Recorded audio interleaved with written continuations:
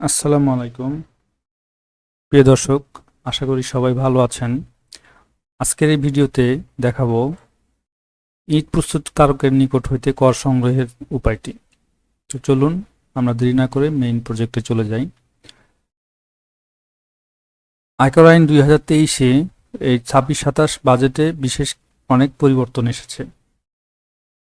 সেই প্রেক্ষাপটে ইট প্রস্তুতকারকের নিকট হতে কর সংগ্রহে কিছু পরিবর্তন এসেছে, আমরা এটি আজকে দেখব। 1 নম্বরে আছে 1 সেকশন বা 1,08,000 ঘনফুট আয়তনের অধিক নহে এইরূপ ইটভাটার ক্ষেত্রে 1 লক্ষ টাকা অগ্রিম কর হার প্রযোজ্য হবে। 2 নম্বরে আছে 1.5 সেকশন বা 1,08,000 ঘনফুট আয়তনের অধিক কিন্তু 1,24,000 ঘনফুটের অধিক নহে এইরূপ ইটভাটার ক্ষেত্রে 1,50,000 টাকা।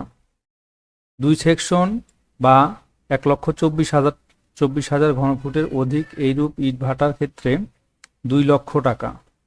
4 নম্বরে কি বলছে এটি আমরা দেখি।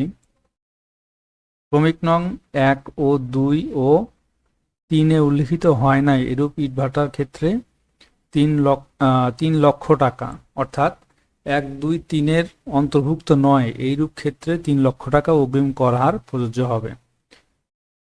2 নম্বর কি বলছে এটা আমরা দেখি। এই আইন বা অন্য কোনো আইনে যাহা কিছুই থাকুক না কেন তাহা এই ধারায় অধীন অগ্রিম আয়কর প্রদানকে বাধাগ্রস্ত করিবে না, অর্থাৎ এই আইনের অন্যান্য কোথাও যেটাই থাকুক না কেন এই ধারাকে কোনো রকম সমস্যার সৃষ্টি করবে না বা বাধার সৃষ্টি করবে না।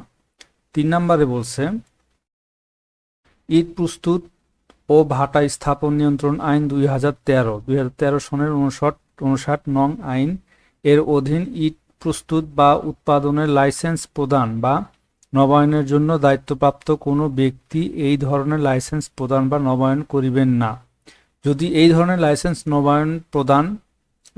প্রদান বা নবায়নের আবেদনপত্রের সহিত উপধারা 1 এর অধীন উপযুক্ত হারে কর পরিশোধের এ চালান এবং আয়কর পরিশোধ সম্পর্কিত হালনাগাদ সনদ সংযুক্ত না থাকে, ইহার ব্যত্যয় ঘটিলে লাইসেন্স প্রদান নবায়নের জন্য দায়িত্বপ্রাপ্ত ব্যক্তি খেলাপি করদাতা হিসেবে বিবেচিত হইবেন।